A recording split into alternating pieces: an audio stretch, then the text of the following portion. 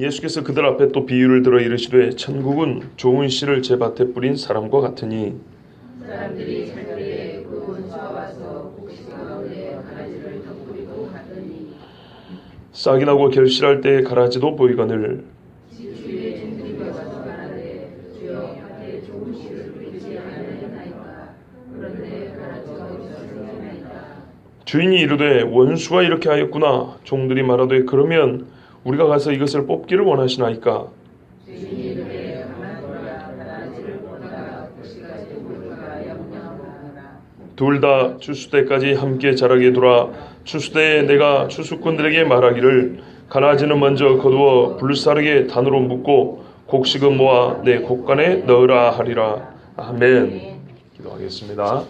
하나님 아버지, 교회를 위하여 주신 말씀이고 이 마지막 세대를 위하여 하나님께서 또한 미리 예비하여 주신 말씀입니다. 듣는 우리 모두에게 듣는 마음을 주시고 이 종의 입술에는 온전한 하나님의 말씀 담아주시고 우리가 모두 다 하나님의 말씀을 믿고 또한 이 세대를 바라보는 바른 눈이 있게 하여 주시고 이때 우리가 어찌해야 될 바를 알게 하여 주시옵소서.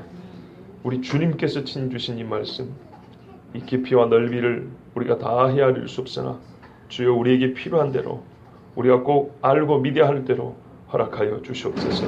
예수 그리스도의 이름으로 기도하옵나이다. 아멘. 매우 긍정적인 이미지로 시작합니다. 봐보세요. 자기 밭에다가 좋은 씨를 뿌렸대요. 그죠? 천국에 대해서 아주 좋은 이미지죠. 지난주에는 뭐였습니까?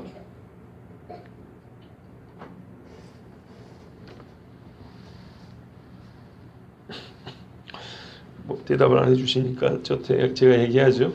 똑같이 천국 이야기인데 별로 그림이 안 좋죠. 땅이 같은 씨인데 땅이 네 가지 주질이 나눠져 있어가지고 세 개는 하나 쓸데없는 땅이고 하나는 곡식이 잘 연글 수 있는 땅이고 그래서 그 차이가 어느 정도냐면 여기는 한 알도 못 맺는데 여기는 100배 알곡 하나마다 100배. 그럼 여기에 1000개 알에 떨었으면 1000개가 없어져 버리고 1000개에 100이면은 얼마죠 이게? 100만인가요? 그 정도 되죠. 네. 얼마나 많이 차이 나는 거 봐보세요. 자, 그런데 버려진 씨들이 상당히 많습니다. 좋은 씨인데 밭이 안 좋았고 버려진 씨가 많아요. 아주 쉽게 예컨대 똑같이 설교를 해도 아니면은 옛날에 뭐 부흥사들이 수백 명씩 모아놓고 설교했잖아요. 그래서 믿을 사람들 주님 앞에 나오세요 했는데 만약에 100% 불신자를 모아놓고 설교했을 때 100분의 1 정도나 예수 믿겠다고 나오는 뭐 그렇게 아주 쉽게 비유를 하자면 그런 거죠. 그러니까 그만큼 참 우리 사람의 마음이 하나님의 천국 복음을 듣기에 강팍해요. 시편에 오늘날 너희가 그 음성을 듣거든 광야에서와 마사에서 하나님을 시험하던 것 같이 내 마음을 완고하게 완악하게 하지 말라 이런 말씀을 했는데요. 꼭 그와 같다는 겁니다. 그러면 이게 무슨 천국과 무슨 상관이냐? 우리 성경에는요 천국을 한꺼번에 말을 다 못 해줍니다. 너무 넓고 너무 깊고 설명해 줄 게 너무 많아요. 의사가 우리 사람에 대해서 설명을 해줍니다. 몸에 대해 설명합니다. 신체를 한꺼번에 여러분 설명 들을 수 있습니까? 이 신체를 다 아는 의사도 없거니와 안다 하더라도 그걸 몇 시간 동안 설명 들을 수 있을까요? 눈에 대해서만 해도 몇 시간을 들어야 될까요? 몇 시간이 아니라 몇 년을 들어도 못 들을 겁니다. 사람이 알아낸 지식으로만 가지고도. 머리카락에 대해서는요. 모발 손상 이거를 전문적으로 연구한 사람이 아니라 헤어 디자이너 정도 되는 분들도 모발에 대해서 설명하면 1시간은 좋게 들어야 됩니다. 그러면 이 별관이 사람 몸도 설명하고 이해하고 들으려면 수십 년이 걸릴 텐데 천국은 어떻게 다 설명하죠? 사람도 육체적으로 순전히 물리적으로 볼 수 있고 정신적으로 볼 수 있고 관계적으로 볼 수 있고 그죠? 영적으로 볼 수 있고 여러 가지 국면이 있습니다. 이걸 언제 다 설명하죠? 천국에 대해서도 마찬가지예요. 천국은 직접 가봐야지 이 땅에서 듣는다고 절대 100%다 들을 수 없어요. 하나님도 직접 만나 뵈야지 절대로 우리가 100%다 알 수가 없어요.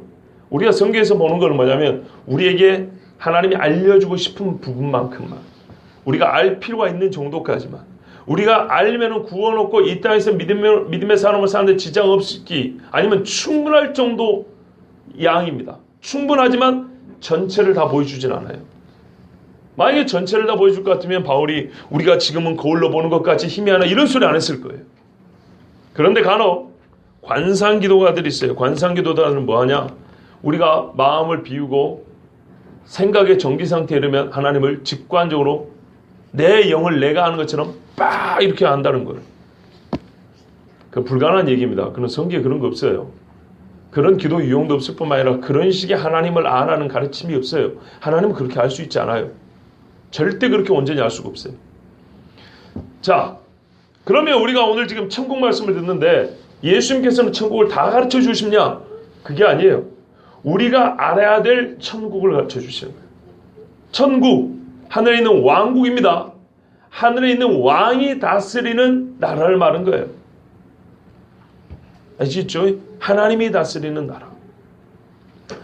하나님이 다스리는 그 왕이 다스리는 나라에 대해 우리가 가르쳐 주는데 한꺼번에 다 가르쳐 주지 못하기 때문에 부분 가르쳐 주는데 이 부분이라는 게 외적인 외형만 앞뒤 좌우로 부분으로 나누는 게 아니고 내면까지 원리까지 누가 다스리는지 그렇죠? 천국의 뭐 지경이 몇 미터고 몇 평방미터고 이런 걸 말해주는 게 아니고 천국은 누가 들어가는지 누가 다스리는지 거기에서 삶은 어떤지 그리고 이 천국을 들어가려고 하는데 누가 또 이거를 못 들어가게 방해하는지 천국과 관련된 이야기들을 많이 해줍니다. 그리고 천국 안에서 삶은 요한계시록 보면 좀 자세히 나와있죠. 거기는 눈물도 없고 고통하는 것도 없고 이렇게 돼 있죠.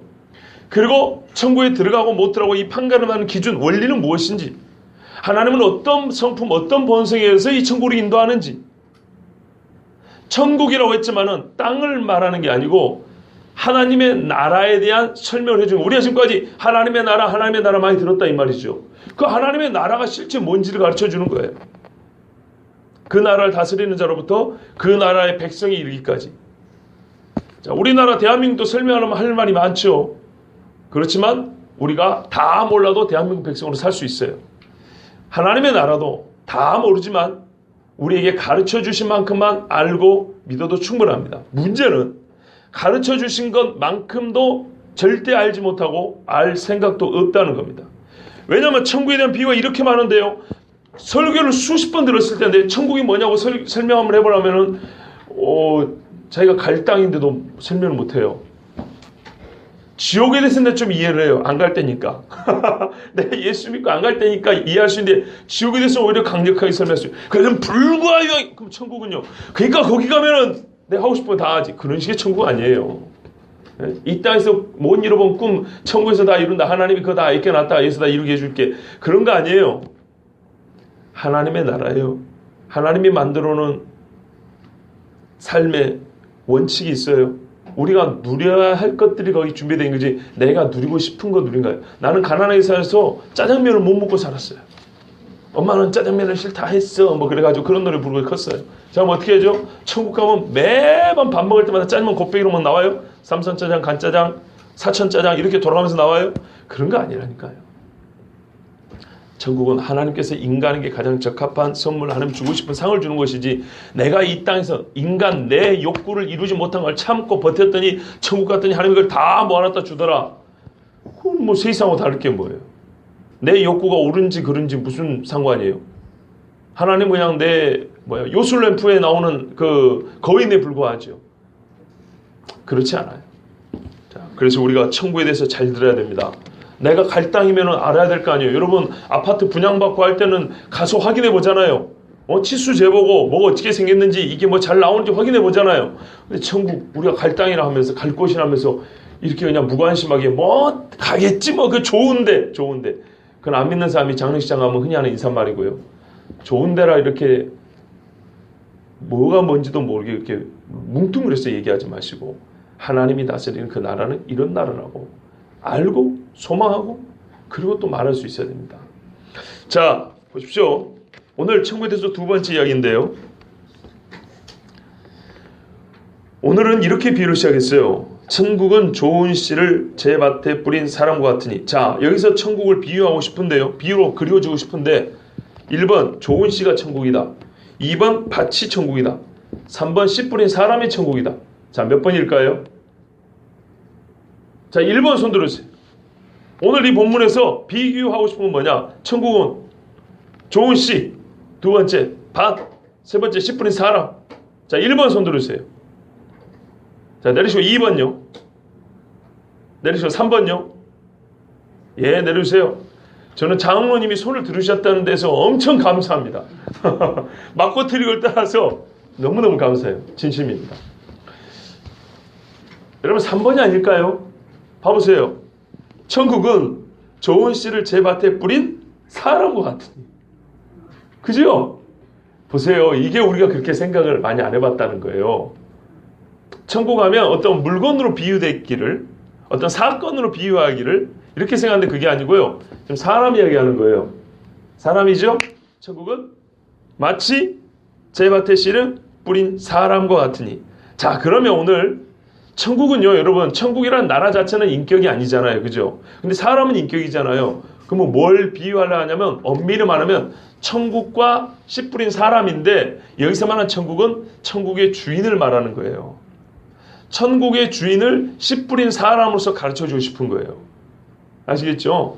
자, 포도원에 아침에 일찍 들어가고 해질녘에 들어가지고 똑같이 한 달러트 받은 이야기 있죠. 천국은 마치 포도원 주인과 같으니.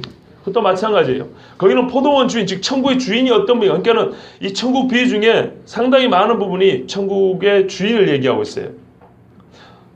예를 들면 또 뭐 밭에 감춘 보화 같은, 그 천국이 그만큼 중요하다는 얘기고요. 세상의 어떤 가치로도 비할 수 없을 정도로 귀하다는 걸 말하는 거고요. 이게 천국의 가치, 그 영광을 말해주는 거죠. 그런데 그 품꾼들 비유에, 포도원에다 품꾼의 비유는 천국을 다스리는 주인이 어떤 성품을 갖고 계시는지, 이게 어떤 분인지, and 그가 어떤 원리와 원칙을 가지고 이 천국의 사람을 들이시는지, 그 들어온 자에게는 천국에서는 어떤 보상이 주어지는지, 어떤 원칙에 의하여 보상이 주어지는지. 그죠? 일단 천국에 들어오면 똑같이 한 달란트입니다. 그러니까 베드로처럼 평생 하나님 앞에 헌신하고 죽은 사람이나 한편 십자가에 달린 강도나 천국에 들어간 자는 기본적으로 하나님 앞에 받는 한 달란트, 즉 동일한 은혜를 받아요. 그리고 또 성경에는 그것만 말해준 게 아니라 상급이 있다고 또 다르겠어요. 그러니까 기본적으로 받는 은혜가 있을 것이며 각자의 수고와 헌신과 충성에 따라 상급이 있다고요. 한꺼번에 다 말해주지 않아요. 그러니까 여기저기 나눠 있는 말씀들을 종합해 봤을 때, 아, 천국 이런 거구나, 이렇게 할 수 있는 거죠. 자, 그럼 오늘 말씀해 주고 싶은 이거예요. 천국은요, 씨 뿌린 사람 같다. 이 말씀은 천국의 주인, 즉 인격을 갖고 계신 그 주인에 대하여 씨 뿌리는 이 밭 주인을 통해서 우리에게 가르쳐 싶은 거예요. 즉 천국의 주인 하나님, 하늘의 왕국, 그 왕이 어떤 분인가를 가르쳐 싶은 거예요. 그리고 더하여 이 왕이 어떤 분인가를 항상 그의 내면만 가르쳐주고 끝나지 않고요. 그가 하시는 일을 통해서 그분을 가르쳐줘요. 품꾼들의 비유는 그가 동일하게 은혜를 베푸는 분으로 나타납니다. 천국의 주인은 이렇게 동일하게 은혜를 베푸는 분이에요. 그런데 오늘 비유에서 천국의 주인은 어떤 분이냐면요, 공의로 심판하는 분이에요. 기다리시며 지혜로우시며 공의로 심판하는 천국의 주인을 가르쳐주는 거예요. 그러니까 우리가 천국을 바라보더라도 이 주인을 바라봐야 되겠죠. 자, 여기서 중요한 연결점이 나옵니다. 뭐냐면 얼마 전에 어떤 설교 했었습니까? 제가 좁은 문 좁은 길 이야기했죠. 근데 핵심은 뭐라고요? 길을 걷고 있는 나와 그 집 주인의 관계라 그랬죠. 그죠? 이게 제일 중요한 겁니다. 그 집 문이 있으면 그 문이 그냥 사막의 문만 하나 땡그라니 있는 게 아니고 하나의 집이 있고 집의 대문을 가리키는 겁니다. 그 집에 들어가는 겁니다. 문을 열고 집에. 그 집 주인과의 관계, 그 주인을 믿었기 때문에 좁은 문인데 가봤더니 엄청 집이 큰 거예요.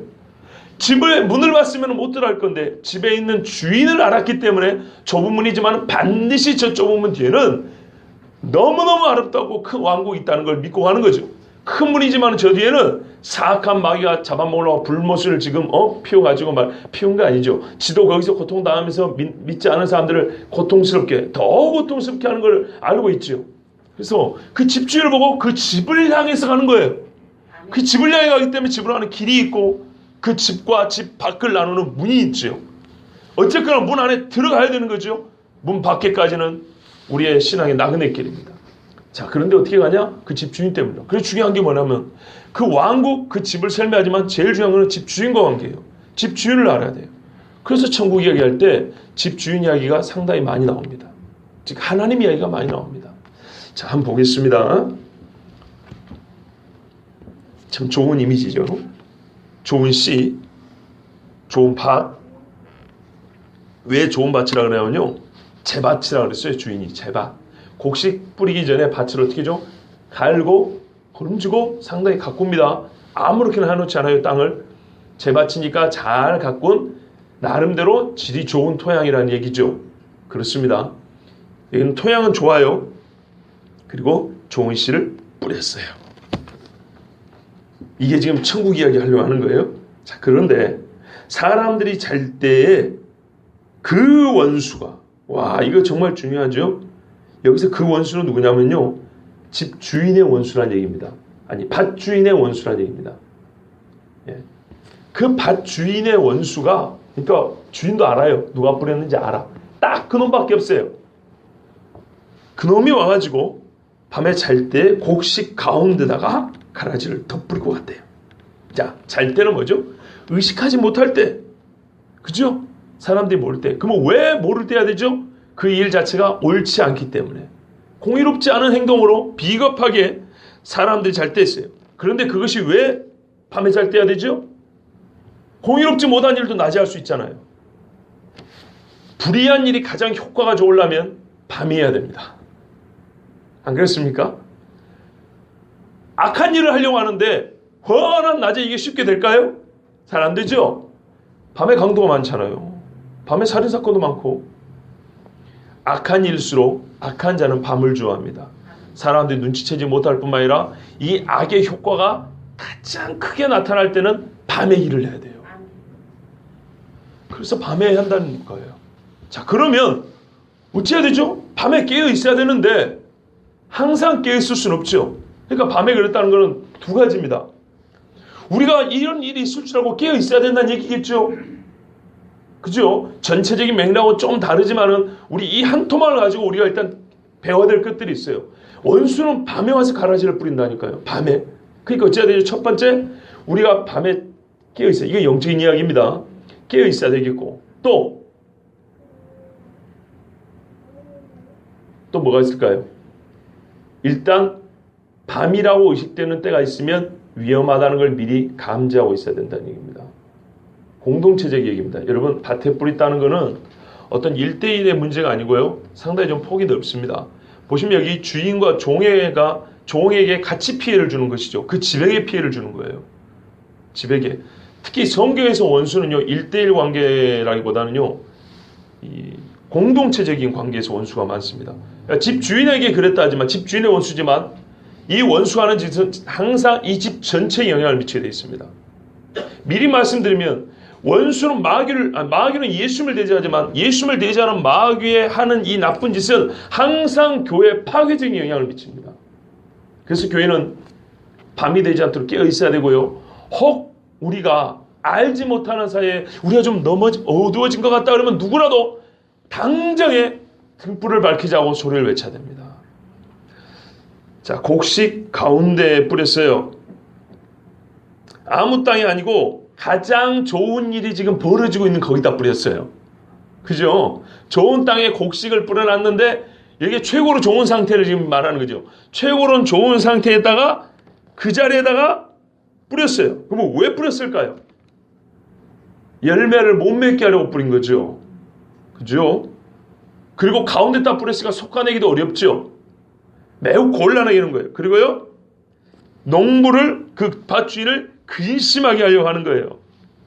화나게 하고. 농작물에 피해만 주려는 게 아니고 이거는 반드시 인격적인 문제라 주인이 화가 나지요. 마음에 근심이 되겠죠. 항상 신경 쓰이겠죠. 종합적으로 피해를 주는 방법이에요. 좋은 데다가 안 좋은 걸 뿌려버린 거는. 좋은 것이 있고요, 안 좋은 것을 놓고 둘 중에 하나 고르라. 이것도 눈이 어두면 헷갈리는 일인데, 좋은 데다 안 좋은 것들을 섞어놔 버리면 이거는 정말 피곤한 일입니다. 여러분, 갈라디아 교회 문제가 그거 아닙니까? 바울이 왜 편지를 썼냐면 대부분은요, 자기가 가서 말씀을 제대로 가르쳤어요.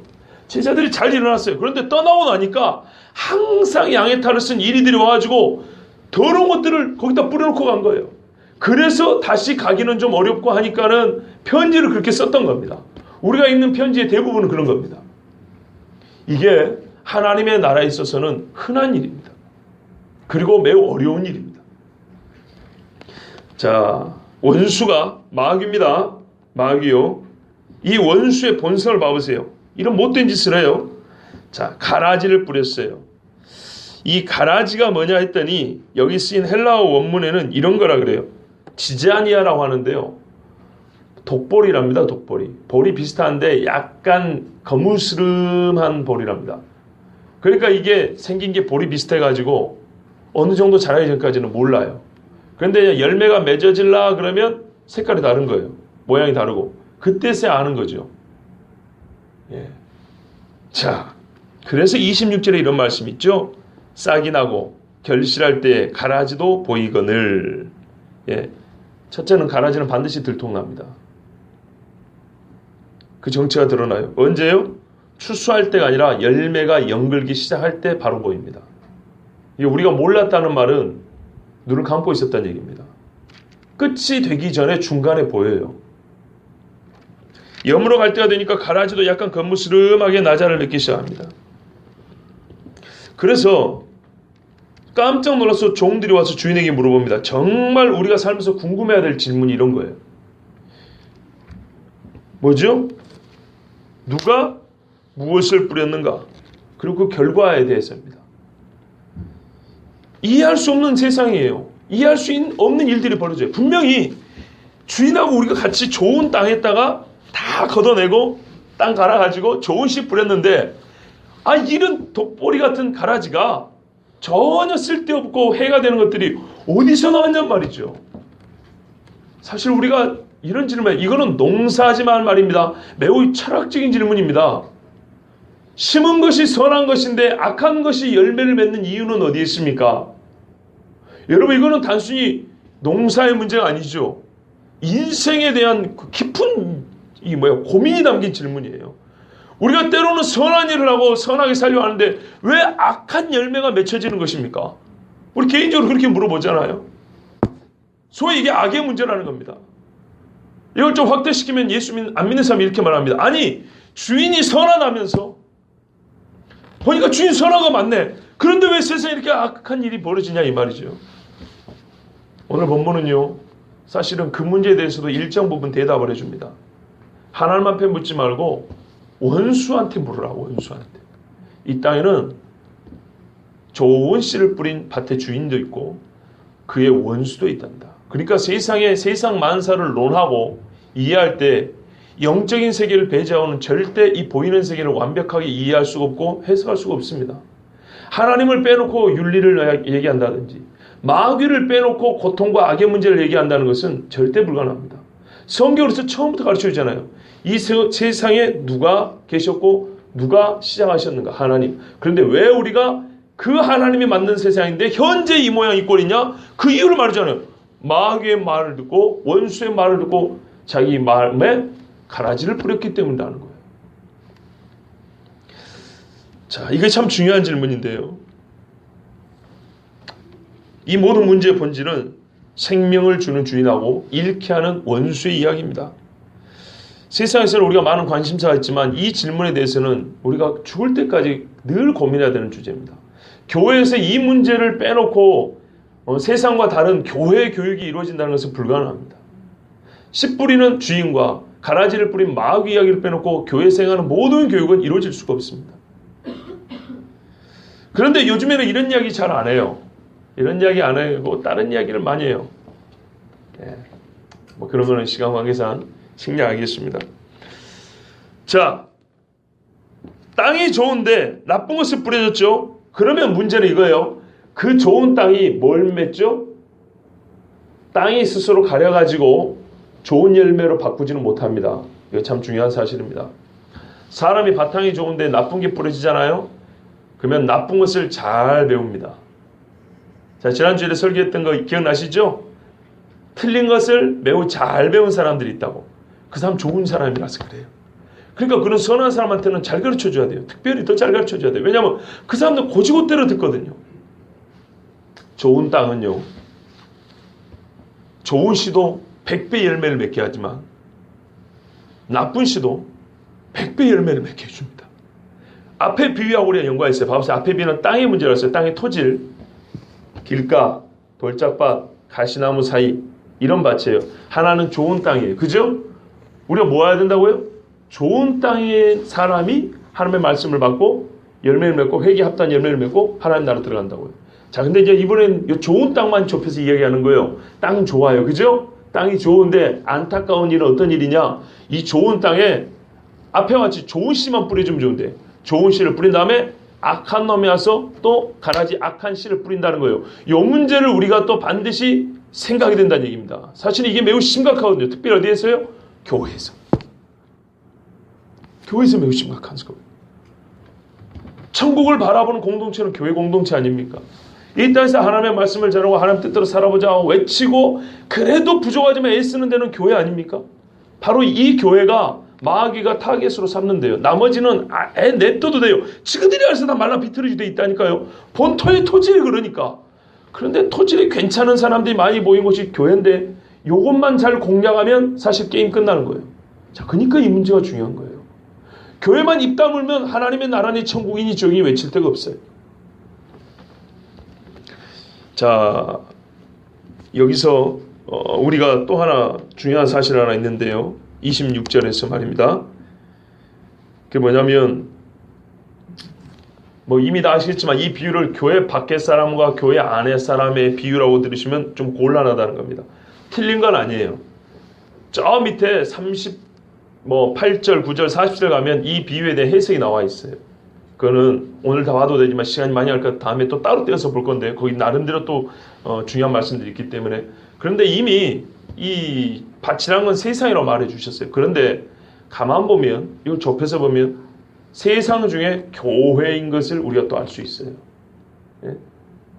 왜냐하면 좋은 밭에 좋은 씨가 집중적으로 뿌려진 그곳, 가라지가 뿌려지기 전에는요 세상에서 이런 곳이 없어요. 밭이 100% 좋고 뿌려진 씨가 100% 좋은 데가 어디냐고요. 찾아보면 모든 교회는 아니지만 어쨌든 찾아보면 교회 중에 교회예요. 그렇지 않겠습니까? 세상에 교인들이 100% 예수 잘 믿는 교회, 목사가 100% 하나님의 말씀 잘 전하는 교회라고 생각을 해보세요. 그게 최상의 교회죠. 그죠? 지금 그 상황입니다. 주인이, 최고의 주인이 최고의 밭을 만들어 놓고 최고의 씨를 뿌렸어요. 그거를 밭이 세상은 세상인데 세상 중에 모든 세상이 그러지는 못할 거고 어딘가 하면 가장 교회다운 교회 아니겠습니까? 바로 그런 데만 마귀 새끼들이 찾아다닌다 이 말이에요. 요즘에 신천지하고 다니는 꼴을 봐보세요. 꼭 그 짓이죠? 예, 그러고 다녀요. 그래서 우리는 이 말씀을 특별히 우리가 교회에 우리에게 주신 말씀이구나 라고 더 집중해서 들으셔야 됩니다. 그러면은 이 교회에서 이러한 일들이 뭐라고요? 원수가 밤에 몰려와서 가라지 뿌리고 한다고요. 이거 조심해야겠죠. 자, 주인이 종들이 이렇게 물어봅니다. 어디서 생겼습니까? 그러니까 주인이 가르쳐주죠. 원수가 이렇게 했구나. 원수. 안 보이죠? 안 보이는 원수입니다. 그러면 원수가 왜 가라지를 뿌릴까요? 농사를 망치게 하려고요? 아닙니다. 베르자면 상당히 피곤하죠. 참 수요일에 와서 고마운데요. 오셨으니까 한번 잘 들어보세요. 농사를 망치게 하려면 삼손처럼 여우 몇 마리 잡아주고 꼬리에 불 붙잡고 밭에 던져놓으면 돼요. 싹 태워버리면 돼요. 이거는 망치게 하려는 게 아닙니다. 여러분, 우리가 이 비유에서 깨닫는 바가 하나 있어요. 그건 뭐냐면 지금 이 비유는 농사를 가르쳐 주려는 게 아니에요. 농사의 어떤 일부를 가지고 하나님의 나라 천국을 가르쳐 주려는 거예요.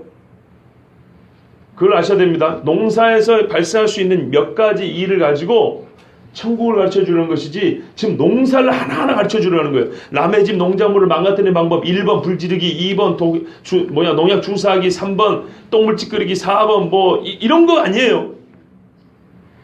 그런 거 아니고요.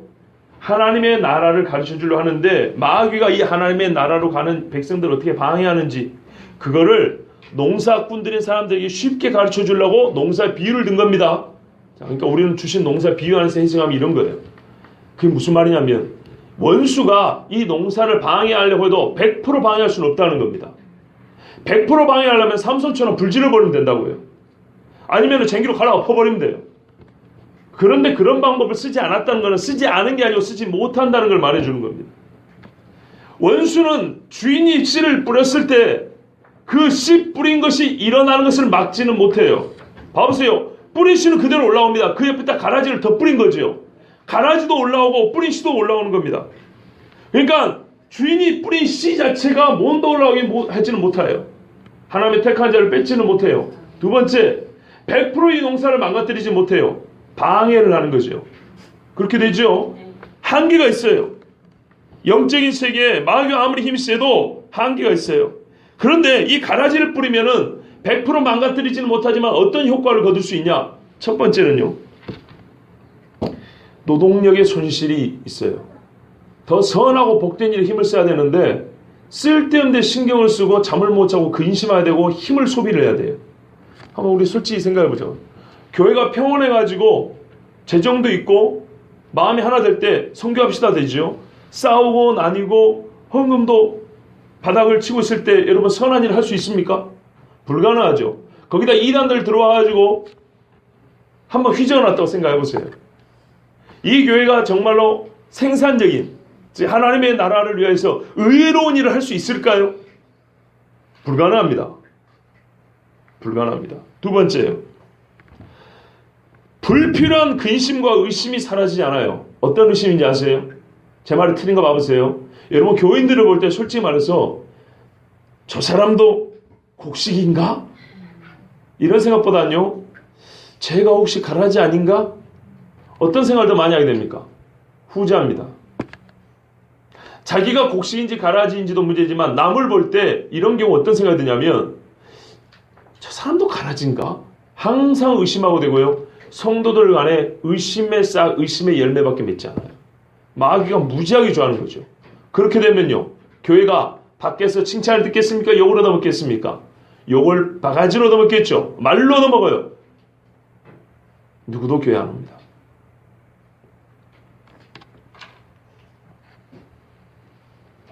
자, 이게 마귀의 전략인데 이것만 갖고도 얼마나 탁월한 효과를 거두는지 모릅니다. 여러분 마귀가 전격적으로 복음과 예수 믿는 사람을 칼로 쳐 죽였을 때 오히려 교회는 왕성해졌다는 거 아시죠? 우리가 교회 역사를 통해서 합니다. 그래서 혹자는 기독교는 피를 먹고 자라는 나무라고 했어요.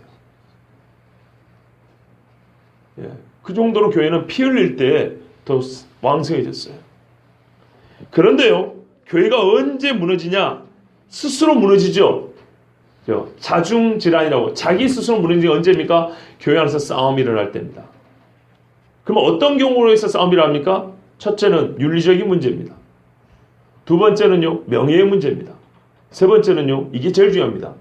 진리, 즉 교리의 문제입니다. 그래서 바울이 갈라디아 교회에 이렇게 말을 했죠. 이는 가만히 들어온 거짓 형제 까닭이라. 저희가 가만히 들어온 것은 그리스도 예수 안에서 우리의 가진 자유를 엿보고 우리를 종으로 삼고자 합니다. 그랬어요. 이것 때문에 갈라디아 교회는 휘청휘청 거렸어요. 제일 큰 문제가 이겁니다. 요즘에 저희 같은 목회자들이 문제를 많이 일으킵니다. 참 면목이 없습니다. 저도 따지고 보면 너무 이렇게 가까이 와서 살펴보지 마세요. 돋보기 이러지 마세요. 예? 여러분 은혜 받기가 어려워요. 그러지 마시고. 성경도 뭐라 하냐면 수사관 하지 말아야 했어요. 수사관. 가가지고 막 긁어가지고 흠잡으려 이런 짓을 하지 말아요. 이건 마귀가 하는 짓이에요. 성경을 말하면 형제가 범죄한 일이 드러나거든. 가만히 있는데 눈에 보인 거예요. 이게 드러나거든. 그때는 가서 어떻게 하냐면 조용히 가서 혼자 타이르고, 그게 안 되면은 교회 지도자들이 가서 타이르고, 그렇게도 안 되면 괜히 사랑 운운하지 말고 쫓아내라 그랬어요. 근데 요즘에는 얼마나 웃기냐 합니까? 긁어내요. 긁어낸 다음에 혼자서 차이는 게 아니고 처음 소음부터 내요. 와 해가지고 막 싸지면, 그러니까 회개해요. 더 성질내가지고 바락바락하지. 그러면 어떻게 해야 되죠? 피차 잘못이 돼버리죠. 그러면 징계가 불가능해요. 징계하려 하다가도 또 한쪽에서는 사랑하니까 그냥 내비둬요. 그러니까 서로 고르면 살 안 된다 그러죠. 옛말에. 썩어요. 같이 냄새나고 이제 그렇게 됩니다. 성경대로 하는 게 최고로 좋아요. 항상 성경대로 하는 게. 자, 그런데 누구요? 가만히 들어온 형제들이 있다고 그랬어요. 이 사람들이 다른 복음을 전하는 사람들입니다. 내가 너희에게 전한 복음에 천사에서 내려온 복음이라도 다른 복음을 전한 자는 저주받는다 그랬죠. 이게 제일 큰 문제입니다. 이게 가라지예요. 바울이 옳은 복음을 뿌리고 왔는데 그 다음에 다른 복음을 뿌리고 간 거예요. 그러니까 교회가 나눠지는 겁니다. 왜냐하면 제일 중요한 게 죽고 사는 문제 아닌가요? 교회에 예수 그리스도에는 구원이 없습니다 했더니 어떤 목사 가지고 부처를 믿어도 구원을 받습니다 여러분. 그럼 어떻게 되죠? 절간입니까 교회입니까? 뭐 조모 목사님이 유명한 분인데 그분이 그런 이야기를 했다 그러죠. 유다서에도 보면 이는 가만히 들어온 사람 몇이 있음이라 저희는 옛적부터 이 판결을 받기로 미리 기록된 자니 경건치 아니하여 우리 하나님의 은혜를 도리어 세교거리로 바꾸고 홀로 하나이신 주제 곧 우리 주 예수 그리스도를 부인하는 자니라. 하나님의 뭐예요? 은혜를요 쉽게 말하면 음담 패설 수준으로 낮춰버리고 예수 그리스도의 주제 되심 우리 주님 되심을 부인한다고 그랬어요. 가만히 들어온 사람 이것 때문에 교회가 나눠집니다. 이게 가라지입니다. 여러분 버가모 교회 요한계시록 이제 뭐 버가모 교회인데 이 버가모 교회가 어떤 교회냐면 안디바라는 사람이 마지막까지 충성하여 순교한 교회입니다. 그런데 그 교회의 전반적인 분위기는 어떻게 했냐? 너에게 두 가지 책망할 것이 나니 발람의 교훈을 지키는 자들이 있다 했어요. 발람이 우상 숭배하고 행음하게 했거든요. 거짓 선지자 발람. 그리고 니골라당의 교훈을 지키는 자들이 있다 그랬어요. 니골라당의 교훈, 발람의 교훈, 그 비슷합니다. 이것들이 바로 누굴까요? 가라지들입니다. 가장 아름다운 곳에 멸망에 가지한 것이 서죠. 거룩한 곳에. 그죠? 그러므로 우리 교회가요 조심해야 됩니다. 마귀는 스스로 광미의 천사로 가자한다고 고린도서 11장 14절에 말씀했어요. 그러면 이 가라지들이 뭐하냐 했더니 여러분 13장 41절 봐보세요. 다다음 주쯤에 전할 말씀인데요. 41절 봐보세요. 뭐라 그러냐면 인자가 그 천사들을 보내리니 그들이 그 나라에서 모든 넘어지게 하는 것과 또 불법을 행하는 자들을 거두어낸다 그랬죠. 바로 이 가라지를 뿌리는 원수가 누구냐면 넘어지게 하는 것, 불법을 행하는 자들이에요. 이들이 원수요 또는 원수가 뿌린 가라지들이에요. 이것들을 주님이 거두어낸다는 말씀이에요. 자, 그러니까 교회 안에서 성도를 뭐예요? 넘어지게 하거나 불법을 행하는 자들은 가라지라는 말입니다. 그러나 이걸 어떻게 해요? 긁어내가지고 모함한다거나 남을 억울하게 몰아붙인다거나 그거는 내가 가라진 겁니다. 드러나거든. 그때는 괜히 사랑탈하지 말고 엄중하게 가서 문책을 해야 돼요. 안 그러면 다 죽어요. 그래서 우리는요, 제가 우리 아이들, 아니 제가 아니요, 저희 집사람이 우리 아이들에게 자주 하는 말인데 독수리 눈이 필요해요. 쫙 높은 데서도 조금만 끝까지 가려는 독수리 눈. 그러나 마음은 어떻게 해요? 온유와 겸손이라고 했어요. 판단자의 마음이 아니라 온유와 겸손으로 사랑을 하되 독수리눈이 필요하고 분별해야 될 때는 정확하게 분별해야 돼요. 자, 그러면 우리가 가서 이것을 뽑기를 원하시나이까? 종들이 주인한테 이렇게 물으면 당연하죠. 그죠? 누구든지 곡식을 자라지 못하게 하는 독벌이 이 가라지를 뽑기를 원하지 않겠습니까? 당연한 질문입니다. 근데 이것도 질문하지 못하고 무디어 있는 우리의 영성이라면 참으로 회개해야 됩니다. 가라지가 있든지 말든지 이건 안 되겠죠. 일단 이 가라지를 두면 곡식대의 정상적인 성장은 방해가 될 겁니다. 정상적인 성장은. 그렇죠? 영양분 같이 못 먹을 것이고요. 예. 또 뭐랄까요? 그 안 좋은 그 독기운에 이렇게 영향도 받을 것이고요. 자, 그리고 또 하나. 왜 이렇게 물어보냐면 여러분 이제 생각을 해보세요. 동네 사람들이 지나다니면서 가라지가 이렇게 같이 있는 거 보면 뭐라고 말할까요? 농사 참 잘 짓는구나 그럴까요? 아니죠. 김재화 전사님 작년에 그 말씀 올해 농사 안 짓지요? 왜 그러신다 그러셨죠? 동네 사람이 욕할까봐 농사를 이 모양으로 짓냐고 욕할까봐 그죠? 왜냐하면 이 김을 매줘야 되거든요. 근데 도시 생활하고 바쁘니까 일일이 가가지고 제때 김을 못 매줘요. 그럼 동네 사람들이 똑같이 그런 말이에요. 지금 전도사님을 욕하는 게 아니고 지금 똑같이 이해하기 쉽게 말하는 거예요. 동네 사람들이 욕한다는 얘기예요. 저 좋은 밭 저렇게 베리는 거 뭐라고? 이렇게 욕한다는 거예요. 그러니까 종들이 참 충성된 종들이에요. 같은 집에 충성된 종들이라 주인님 이대로 놔두면 곡식도 좀 문제 생기지만은 동네 사람들이 주인님을 엄청 욕하게 됩니다. 게으른 농사꾼이라고. 그러니까 우리가 가서 뽑을까요? 주인이 안 시켜도 자기들이 하려고 그래요. 근데 주인이 이제 가르쳐주는 거예요. 그 사람들이 농사를 몰라. 너희들도 농사를 잘 모르는 거야. 내 밭에 씨 뿌린 것들은 이 곡식들은 내가 잘 알지. 최고의 농사꾼이에요. 뭘 하냐면 보이지 않는 속에 뿌리가 엉켜 있다는 거예요. 그럼 문제는 가라지만 뽑아낼 수 있으면 좋은데 너희들이 어떤 수를 해도 가라지만 뽑을 수는 없다 이 말인 거예요. 겉보기는 쉽게 가려낼 수 있을 것 같지? 그런데 그 속에 얽혀 있어가지고 이걸 뽑아내기 어려워. 근데 여러분 뽑아낸 다음에 뜯어낸 다음에 다시 심으면 됩니까? 안 되죠. 그러니까 처음부터 한번 뽑아내면 못 심으니까 추수 때 한꺼번에 뽑으면 된다 이런 말이에요. 추수 때. 그때는 어차피 뽑아야 되니까. 그래서 주인이 밭을 알고 곡식을 최고 잘하기. 즉 하나님께서 이 세상과 사람을 제일 잘하기 때문에 임시 내버려 둔 거예요. 곡식 다칠까 봐. 그 사람은 구원해야 되니까. 예수 믿는 사람들이 가끔 주변에 악한 사람들도 있죠. 괴로움도 당하죠. 독기운에 살기도 힘들죠. 광야 생활입니다. 두 가지 의미가 있어요. 하나는 악한 자가 뿌리는 세상이기 때문이고 두 번째는 그럴 때 우리가 더 신앙의 깨끗함이 지켜지고 가시밭에 백합화라 하잖아요.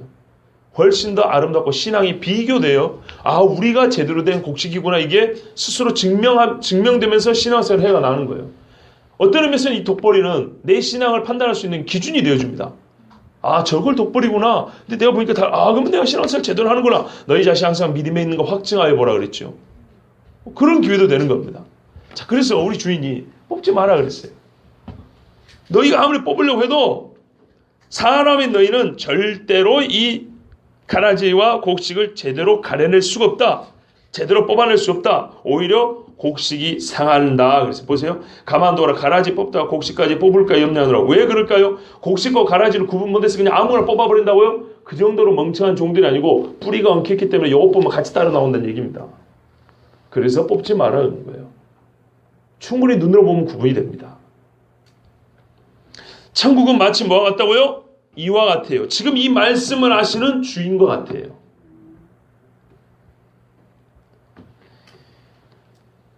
천국의 여러 국면 중에 하나님이 자기 백성을 어떻게 선택하시고 보호하시고 최종 심판 때 인도하시는지 자기 나라로. 그리고 자기 백성 아닌 자 원수가 뿌린 가라지는 이 땅에서 그것들을 어떻게 대우하시는지 그리고 최후 심판 때는 또 어떻게 이것들을 갈라내는지에 대해서 천국의 주인이 이런 분이라고 가르쳐주는 거예요. 그러니까 시편에 이런 말씀 있죠. 사람이 악을 행하는데 담대하도다. 왜? 악을 행하는데 하나님의 심판이 즉각적으로 임하지 않으니까 꼭 자기들과 같은 줄 알고 나를 무시하고 악을 행하는데 담대하도다. 이 말씀에서 그 답을 찾을 수 있는 거예요. 악을 몰라서 그런 게 아니고 임시 가만두는 거예요. 근데 사람들은 그때 어떻게 느낀다고요? 하나님이 없구나. 안 보는구나. 시편에 오래된 잘 모르는 94편인가 어디가 보면 귀를 만드시냐 듣지 않으시랴 눈을 만드시냐 보지 않으시랴 이 경우는 어떤 악인들이 하는 말이에요. 하나님이 안 봐. 하나님이 못 들어. 웃기는 소리 하고 있네. 눈을 만드신 하나님이 안 보겠어. 귀를 만드신 하나님이 안 듣겠어. 그러면서 그 악인들을 책망할 때 시편에 그런 말씀이 있고요. 출애굽기에 모세에게 주신 말씀은 누가 입을 만들었느냐. 나 여호와냐 내가 네 입과 함께 있어. 이거는 모세를 격려해 주신 말씀이고요. 자, 근데 시편의 말씀이 이런 거예요. 사람들이 그래요. 안 뽑고 있으니까 악을 하는데 담대해요.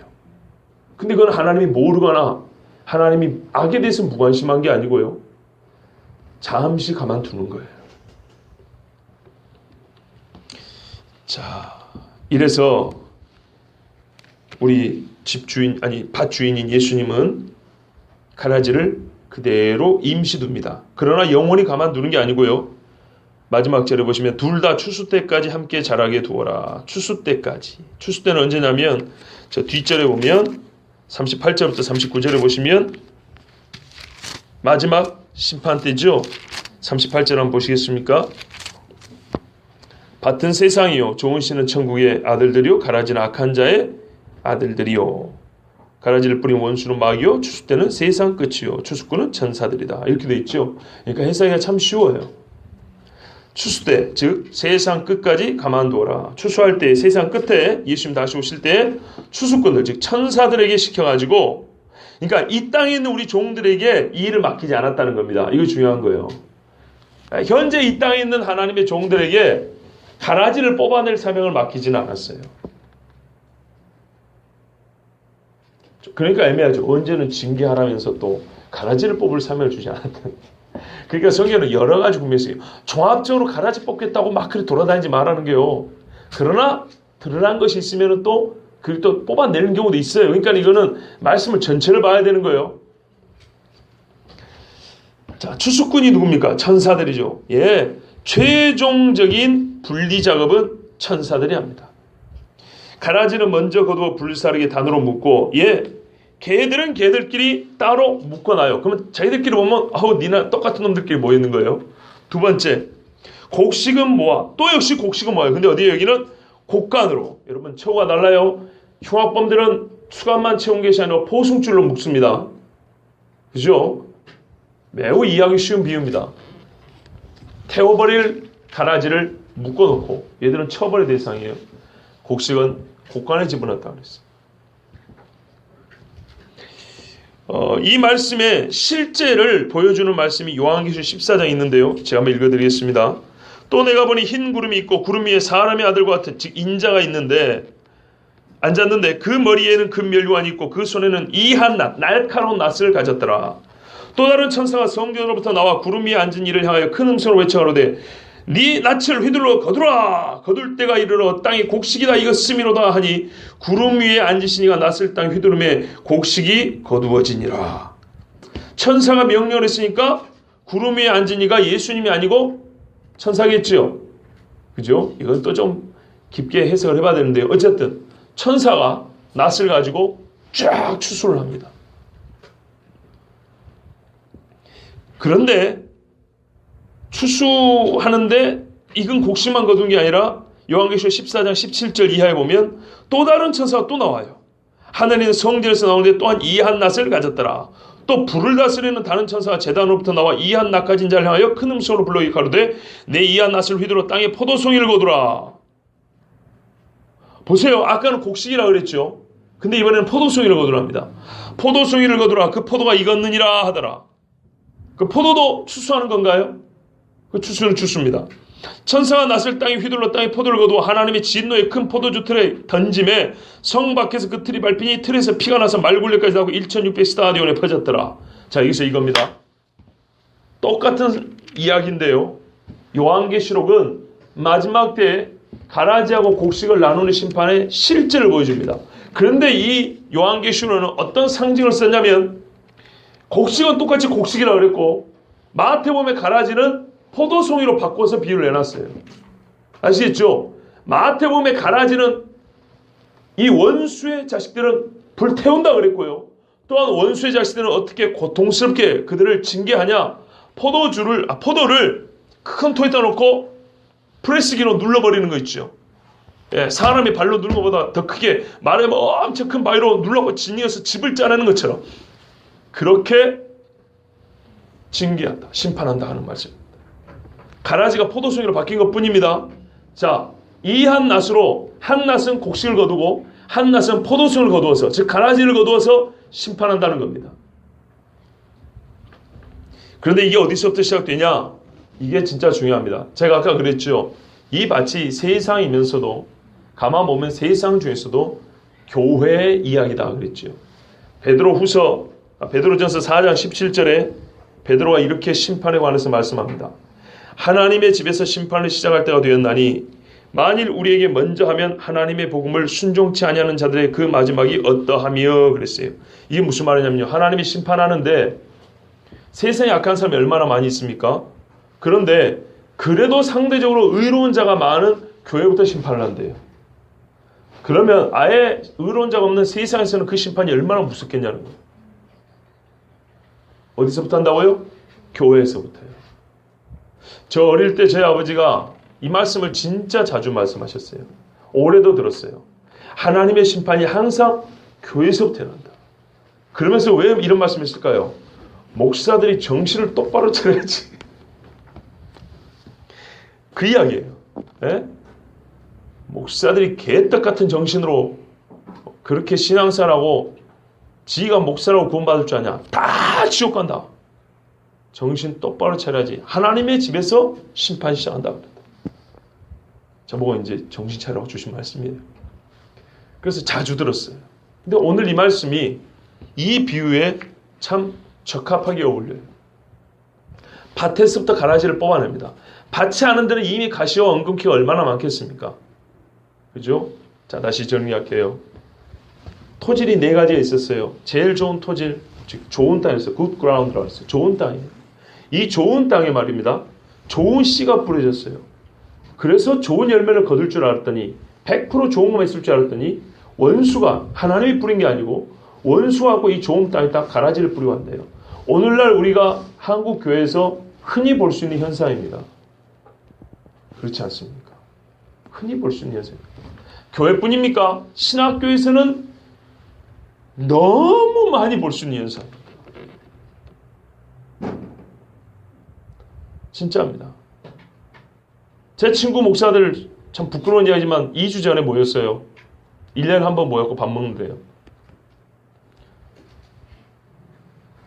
이야기하는 것 들어보면 좀 불안한 이야기들이 많아요. 네, 불안한 이야기 많아요.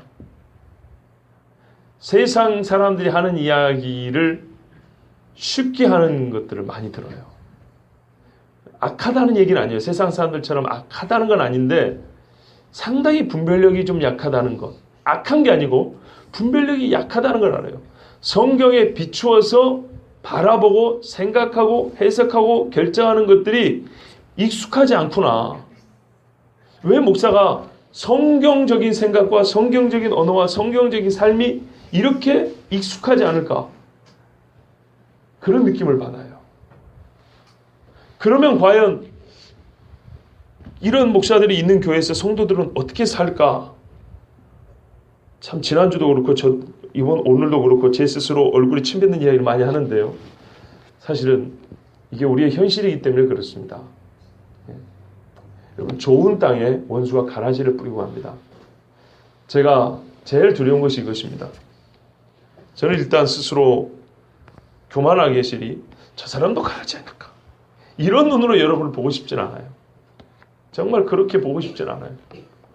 또 하나는 진짜 악한 자가 와가지고 우리 교회에 가라지를 뿌리지 않기를 저는 정말 그거를 바라고 기도합니다. 그리고 혹시라도 우리가 밤에 잠을 자고 있어서 그렇다. 만약 깨어있으면 못했을 거 아닙니까? 그렇죠? 말씀을 하나하나 봐보세요. 다 서로 이렇게 체인처럼 연결이 되어 있어요. 깨어있었다면 이건 영적인 문제를 비유로 한 거기 때문에 우리가 육체로는 잠을 자지만 우리의 영혼이 진짜 하나님 앞에 늘 깨어있다면 그렇죠?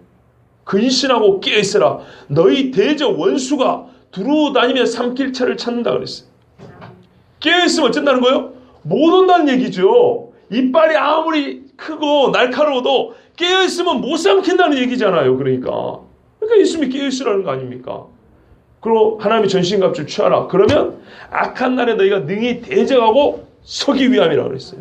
설 수 있다잖아요. 선다는 건 승리자죠. 패배자는 꼬꾸라지는 거고요. 이것이 정말 필요합니다. 그럼 성경 2가지예요. 말씀과 기도. 이거는 교인 되기 위하여서가 아니고 하나님의 사람으로 이 땅에 정말 곡식으로 좋은 열매를 맺기 위함입니다. 열매는요, 한순간에 맺는 게 아니고 일생을 통하여 꾸준히 맺어가는 겁니다. 그렇죠? 그런 개념입니다. 농사일을 하는 이유가 거기 있어요. 이게 몇 초 안에 찰나의 이야기가 아니고 지속된 시간 안의 이야기인 거예요. 꾸준하게 열매를 맺어가는 삶이 주님 앞에 살 때까지 이어지려면 계속 깨어 있어야 하고 계속 근신해야 되고 계속 하나님의 말씀에 붙들려 있어야 됩니다. 그러면 우리에게 가라지가 뿌려지지도 않을 것이고 혹 뿌려진다 하더라도 그 가라지의 악한 기운 때문에 손해를 당하는 일은 거의 없을 겁니다. 사실 어느 교회든 간에 가라지가 없는 교회는 아무 데도 없어요. 그러나 견고한 교회들이 있습니다. 어떤 의미에서는요, 옳은 곡식들의 수가 너무 많고 너무 튼튼해가지고 가라지가 있긴 있는데 있는 듯 마는 듯 이런 교회가 있어요. 근데 어떤 교회는 곡식도 있고 가라지가 있는데 가라지가 거의 지배하는 것과 같은 교회가 있어요. 그래서 거기를 교회라고 하자니 아니라고 하자니 어려운 경우가 있어요. 쉽게 다시 하나만 비유를 하나 더 드리겠습니다. 여러분 차 있지요? 차. 우리 아이가 갖고 있는 저 조그만 자동차를 봐보세요. 바퀴가 요만합니다. 동전만 합니다. 저는 이런 턱을 못 올라옵니다. 길바닥을 조금만 이렇게 밀고 가도 덜컹덜컹덜컹 합니다. 걸립니다. 근데 여러분 덤프 트럭은 어쨌든가요? 웬만한 도로는 뭐 굴곡이 있는 듯 없는 듯 가버리죠. 그것 말고 광산에 가면요. 우리 교회만한 트럭이 있습니다. 예, 엄청난 트럭들이 있습니다. 바퀴가 얼마냐면 사람 한 3m 정도 됩니다. 바퀴가. 버스 높이 정도 되는 크기의 바퀴가 이렇게 커요. 그런 바퀴라고 한번 생각해 보세요. 그런 바퀴는 어떻게 할까요? 요런 턱은 진짜 아무 느낌 없이 지나가 버릴 겁니다. 무겁기도 하니까. 신앙은 그런 겁니다. 첫째는요, 균형이 있어야 됩니다. 자전거 살이, 자동차 휠도 살이 균형이 있어야지 굴러가죠. 어느 하나가 길고 어느 하나 짧으면은 못 굴러갑니다. 흔들거리지 못 굴러갑니다. 그래서 모든 신앙은 균형이 있어야 됩니다. 그 다음에는 뭐였고? 성장을 해야 됩니다. 그래서 장성한 분량이까지. 그래서 하나님의 말씀의 초보가 여러 가지 있다 했잖아요. 세례와 믿음과 중생과, 그렇죠? 회개하고, 그 다음에 부활하고, 예수님이 심판하고 세상을 왔을 때 이 모든 것들을 골고루 알고 골고루 믿어야, 구약과 신약을 골고루 알아야 휠이 균형을 잡히는 겁니다. 그래서 굴러갑니다. 신앙의 생활이 사라지는 거라고요.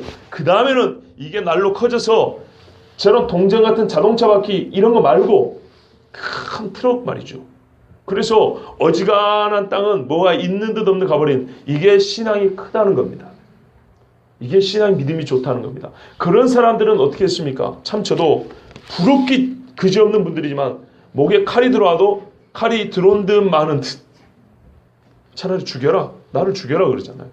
그 신앙이 어떻게 나오냐 이 말이죠. 끊임없는 깨어있음에서 나오는 겁니다. 여러분, 우리 주님께서 이 말씀 주신 것은 이 좋은 밭을 곡식들로 가득 채워서 귀한 열매를 맺고자 함입니다. 주인의 마음은 그런 마음입니다. 그러므로 여러분 항상 깨어있으시고요. 좋은 밭에 좋은 씨가 뿌려졌으니까 다른 복음을 들고 오는 사람, 가만히 들어오는 사람들, 하나님의 은혜를 세교거리로 바꾸고 우리 주 예수 그리스도를 부인하는 자들이 이 귀한 밭에 뿌리 내리지 못하도록 여러분 걷어낼 수 있는 분별력이 있기를 바라고, 나 스스로가 항상 깨어 근신하며 기도하는 하나님의 사람들 다 되길 바랍니다. 우리 함께 기도하겠습니다.